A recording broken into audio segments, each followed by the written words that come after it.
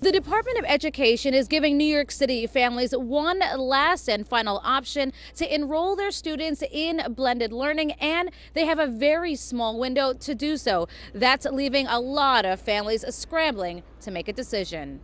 We both work, so it's a challenge. Glenn David is a working Queens father with 3 girls enrolled in remote learning at New York City public schools. He tells Pix 11 the virtual learning curriculums are not as effective as classroom instruction. It's also been costing his family more time and more money. Financially a challenge to take care of the kids and have someone there to supervise them with the technical part. His 3 little girls, ages 3, 5, and 10, were among the thousands of students who lost days of education this school year, waiting on learning devices from the Department of Education. We had to go out and buy tablets because the tablets from the Department of Ed were taking long to come in.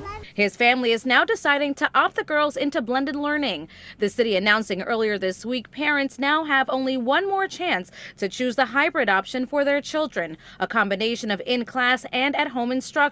It begins Monday with a deadline of November 15th for this school year ending in June. The teachers union saying the single opt-in option breaks an earlier promise that families could opt back in every 3 months. Schools Chancellor Richard Carranza. So what has ended up happening is that principals are in a very difficult position because they have teachers assigned for in-person learning, and in some of those cases, they have 3 children in their classes. City data shows as of Friday, only 280,000 of the 1.1 million New York City public school students are attending school in person, which is much lower than expected attendance rates. Most are enrolled in remote learning, but still 77,000 don't have devices or internet connection. My big concern is my 5th grader is about to be in 6th grade, and with the state exams and with losing 1 full year of school. Random testing at schools is so far showing low infection rates, 0.15% among students and staff.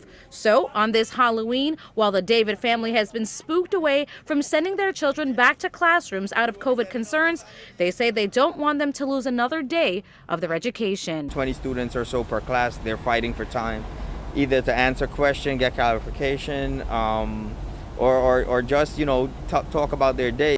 And the opt-in for blended learning begins on Monday, and it goes through November 15. Those students will then head back to classrooms in December. But again, this is the final opportunity for students who are home doing full remote to get into the classroom for this school year. For more information on how you can get your kids into blended learning, head over to our website, pix11.com.